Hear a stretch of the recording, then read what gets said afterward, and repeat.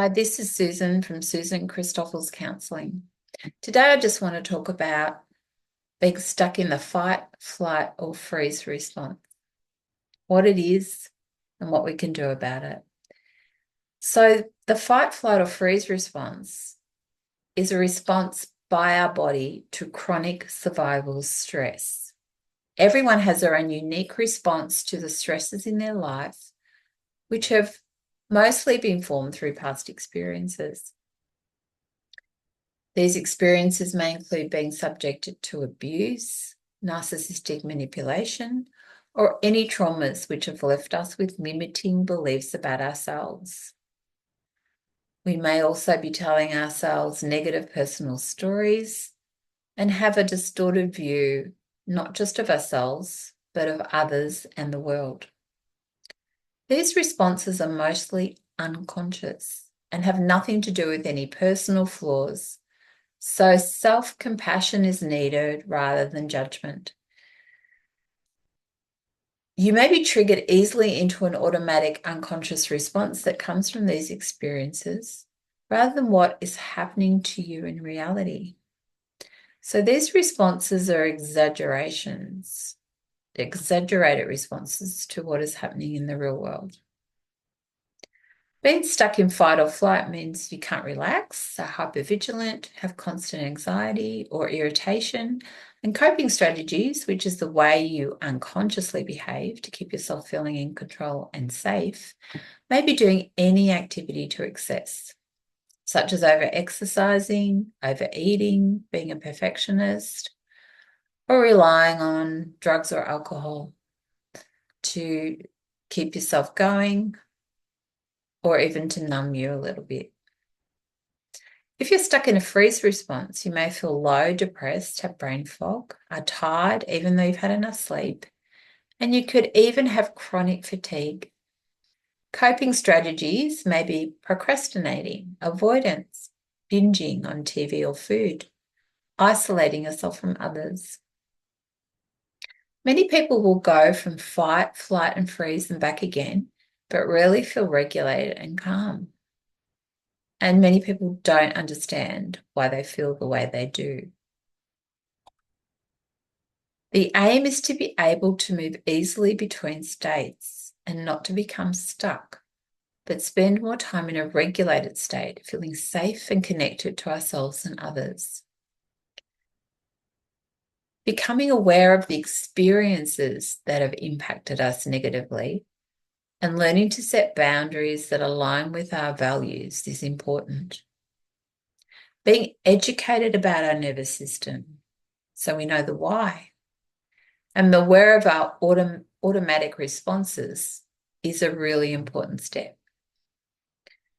Next are the exercises and tools to help us regulate our nervous system. There is no quick fix, but steady progress can certainly be made. Emotional freedom techniques can be used as a tool for self-help or by an EFT therapist. If you have a lot of chronic stress or trauma stored in your body, then a therapist is best, as they will lead you gently through sessions so you stay regulated and safe. EFT or tapping combines thinking about a negative event, thought, or feeling and asking the body to find where the uncomfortable sensations are held.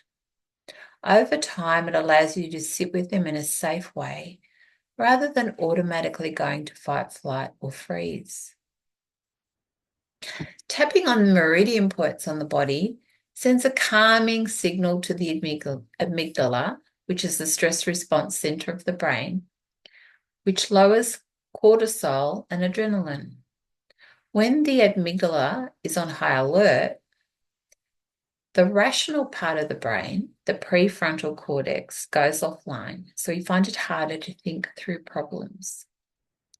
It is the stored survival stress we're helping the body release, along with the negative thoughts, feelings, and these limiting beliefs.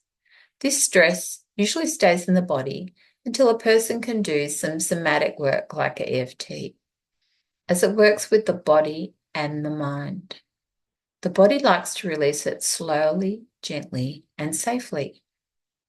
When tapping, sometimes unconscious memories or images may surface, as EFT makes the unconscious more conscious.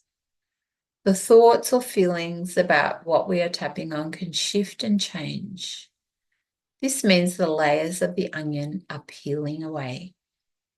A helpful way to look at using EFT is to see the overall goal or problem as a loaf of banana bread. And a recent time you felt this negative emotion is a piece of that banana bread.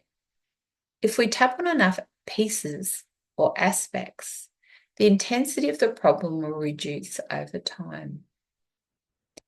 EFT can be used to gradually change the automatic responses so you can see the present more clearly as these emotional reactions from past experiences become weaker.